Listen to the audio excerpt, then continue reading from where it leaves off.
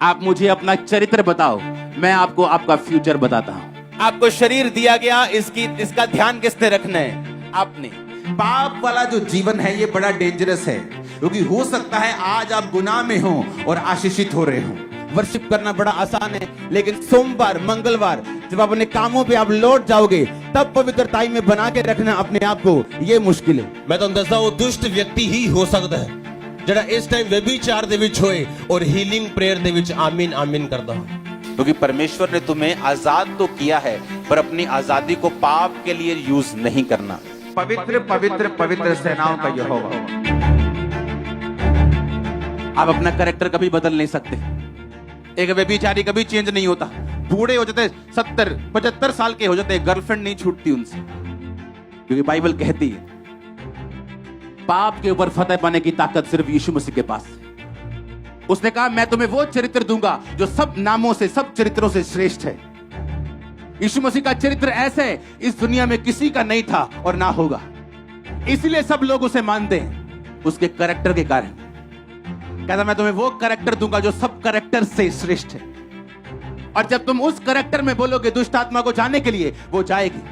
Bible ਇਸ ਲਈ ਪੜ੍ਹਨੀ ਹੈ ਆਪਾਂ ਪਰਮੇਸ਼ਵਰ ਦੇ ਦਿਲ ਨੂੰ ਸਮਝ ਸਕੀਏ ਕਿ ਬਾਈਬਲ ਦੇ ਵਿੱਚ ਲਿਖਿਆ ਕੀ ਹੈ। ਇੱਕ ਬੰਦੇ ਨੇ ਅਗਰ ਕੁਝ ਕੀਤਾ ਉਹਦਾ ਅਸਰ ਕੀ ਹੋਇਆ, ਜੇ ਨਹੀਂ ਕੀਤਾ ਉਹਦਾ ਅਸਰ ਕੀ ਹੋਇਆ। ਯਾਕੂਬ ਦੀਆਂ ਕਿੰਨੀਆਂ ਪਤਨੀਆਂ ਸੀਗੀਆਂ? 2। ਹੁਣ ਤੁਸੀਂ ਕਹੋਗੇ ਜੇ ਯਾਕੂਬ ਦੀਆਂ 2 ਪਤਨੀਆਂ ਸੀਗੀਆਂ ਤੇ ਮੇਰੀਆਂ ਕਿਉਂ ਨਹੀਂ ਹੋ ਸਕਦੀਆਂ? ਪਰ ਨਵੇਂ ਨਿਯਮ 'ਚ ਕਿੰਨੀਆਂ ਲਿਖੀਆਂ ਹੋਣੀਆਂ ਚਾਹੀਦੀਆਂ? ਪੁਰਾਣੇ ਨਿਯਮ ਦੇ ਵਿੱਚ ਵੀ ਕੋਈ ਨਿਯਮ ਨਹੀਂ ਸੀਗਾ ਕਿ 2 ਹੋਣੇ ਚਾਹੀਦੀਆਂ ਜਾਂ 1 ਹੋਣੀ ਚਾਹੀਦੀ, ਪਰ ਤੁਸੀਂ ਕੰਪੇਅਰ ਕਰੋ ਉਹਦੇ ਪਿਤਾ ਦੀ ਜ਼ਿੰਦਗੀ ਤੇ ਉਹਦੀ ਜ਼ਿੰਦਗੀ ਨੂੰ। ਉਹਦੇ ਪਿਤਾ ਦੀਆਂ ਕਿੰਨੀਆਂ ਪਤਨੀਆਂ ਸੀਗੀਆਂ? ਕਿੰਨੀਆਂ?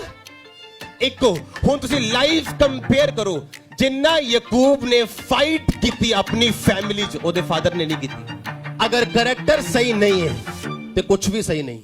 आज आपको ये फैसला लेना है, क्योंकि जब आप पाप का जीवन जीते हैं तो इसका मतलब ये नहीं कि मुसीबतें अभी आपकी लाइफ पर आएगी, लेकिन आप एक ऐसी डायरेक्शन पर चल पड़े हो जिसका एंड 100% रॉन्ग, 100% रोने वाला और 100% फ्रूटलेस होगा, और उसका एंड बहुत भयानक होगा। जैसे आप मोबाइल पकड़ते हैं, आपको शैतान गंदी फिल्मों की ओर लेके जाना चाहता है, वो आपको गंदगी की ओर दिखाने की ओर लेके जाना चाहता है। इसलिए जो पहले गंदगी कभी आपके फोन में नहीं आई, वो आपके फोन में आना स्टार्ट होती, और लोगों को ये बात पता नहीं कि जब आप व्यभिचार की ओर जाएंगे और पवित्रताई को ब्रेक कर देंगे, तो वचन कहता है कि पराये तेरी कमाई से अपने फल को, अपने पेट को भरेंगे। यानी तेरा फाइनेंस तेरे फायदे का नहीं होगा, उससे दूसरे लोग फायदा उठाएंगे, लेकिन तुझे कोई भी फायदा नहीं मिलेगा।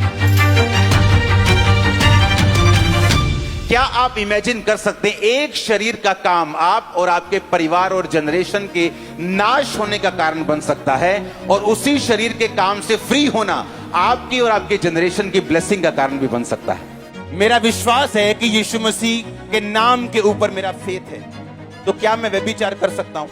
तो इसका मतलब मैं झूठा हूं, क्योंकि मुझे मेरा विश्वास थोथा है, खोखला है। मैं सिर्फ नाम का एक सिंगर हूं, नाम का विश्वासी हूं कि मुझे यीशु मसीह के नाम के ऊपर विश्वास है, लेकिन फिर भी व्यभिचार में हूं। अगर मेरा विश्वास जीसस क्राइस्ट के नाम, अनोमा चरित्र के ऊपर है, तो मेरा चरित्र भी कैसा होना चाहिए? उसी के जैसा, क्योंकि मुझे विश्वास है उसके चरित्र के ऊपर। क्योंकि पवित्रताई एक हथियार है, एक वेपन है आपके पास। आप इस वेपन को यूज कर सकते हो शैतान के खिलाफ, उसके किंगडम के खिलाफ। आप देखोगे पवित्रताई में जीने वाले लोग, परमेश्वर ने कहा मैं दुश्मनों के गढ़ में तुझे बढ़ाऊंगा और कोई तुझे टच नहीं कर पाएगा, कोई तुझे छू नहीं पाएगा। मैं उनके मत्थे में, भाइयों के मत्थे में तेरा अभिषेक करूंगा, और दुश्मनों के सामने, तेरे सामने मेज बिछाऊंगा। उस मेज पर दुनिया की हर एक अच्छी वस्तु तेरे मेज के सामने होगी।